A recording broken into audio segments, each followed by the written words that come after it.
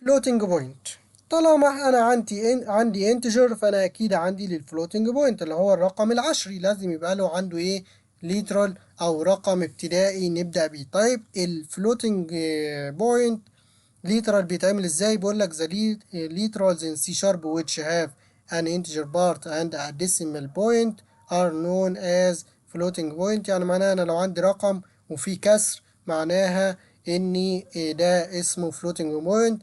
كاكزامبل ليا numbers with decimal. The floating point literals are used to write values of type float double and decimal. يعني انت لو لقيت اي نوع متغير انا عرفته من الانواع دي، من انواع الداتا تايب دي، فهو والمتغير ده الداتا تايب اديت له فاليو للمتغير بتاعه، فانا في الحالة دي انا عملت floating point literal.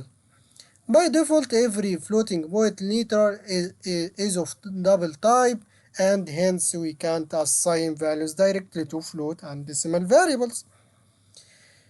طيب كمثال علشان نبص، يعني مثلا انا عندي لو انا عايز اعمل assign value للفلوت، لو انا عايز احط value او literal للفلوت، فانا ممكن احط كسفكس في الاخر الحرف الاف كسفكس. احنا قلنا ايه سفكس؟ يعني ايه؟ يعني في اخر الرقم. فانا هاجي في اخر الرقم واحط حرف الاف عشان اعرف الكومبايلر ان ده رقم فلوت.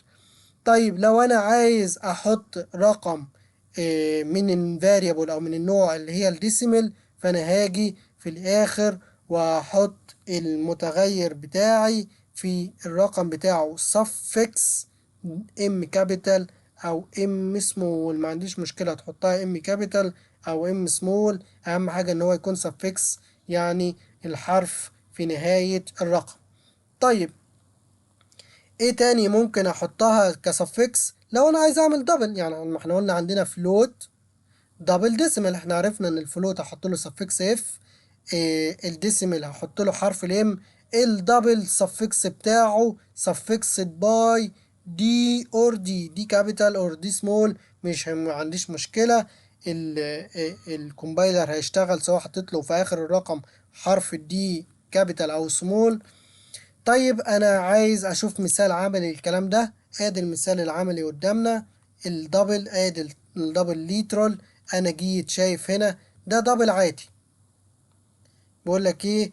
by default floating point literals is double. يعني انت اي حاجة فلوت، اي حاجة فيها علامة عشرية، فهي by default احنا بنعتبرها دبل وبنشتغل بناء على ان هي دبل. طيب لو انا عايز اقول له لا ده انت فلوت ولازم تعرف ان انت فلوت، فانا هعرف متغير اسمه مثلا بي من النوع داتا تايب فلوت، هحط الرقم الابتدائي بتاعي وهنهي الرقم بحرف الاف. فانا هنا حطيت suffix او نهاية للرقم اللي هي حرف الاف. طب انا لو عايز اعمل دبل ليترال، هعرف المتغير بتاعي داتا تايب من النوع دبل وهنهي الرقم بتاعي بحرف الدي. فهنا انا عندي suffix حرف الدي. الديسيمال برضو هعرف داتا تايب من النوع دي variable، وانا الديسيمال قصدي variable هسميه حرف الدي وهديله رقم فيه floating point، وهاجي في اخر الرقم واحط حرف الام. معناها كده ان انا عملت suffix بحرف الام، معناها ان انا بقول للمتغير الرقم ده من النوع ديسيمال. تمام. لو انا جيت عرضت الدبل هقول له رايت لاين الدبل، هيظهر لي المفروض القيمة دي. كفلوت هيظهر لي القيمة دي. كدبل هيظهر لي القيمة دي. كديسيمال هيظهر لي القيمة دي. طيب نشوف الكلام ده شغال في الفيجوال ستوديو. هنرجع للفيجوال ستوديو هنا، هنبص ادي المتغير بتاعنا اللذيذ او ال الكود اللذيذ بتاعنا اهو. عندنا ادي المتغير الدبل العادي زي ما احنا قلنا الفلوتنج، اي حاجه اي فلوتنج بوينت باي ديفولت هي شايله دبل او هو احنا بنعتبرها دبل.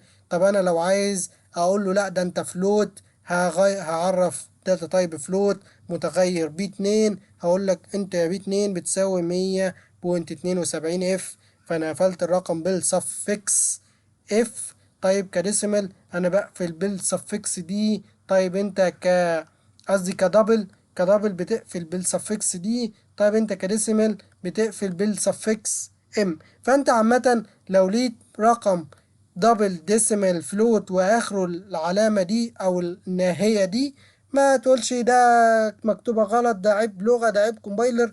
لا، ده هنا انت بتعرف الكومبايلر ان انت بتتعامل مع انهي نوع من او من الدبل الفلوتنج بوينت جوه الارقام العشرية. ده لو انا عملت رن هقول لي ان الدبل ليترال الاولاني 10 و15، الفلوتنج ليترال 100.72، الدبل 1.45، الديسيمال 1.44.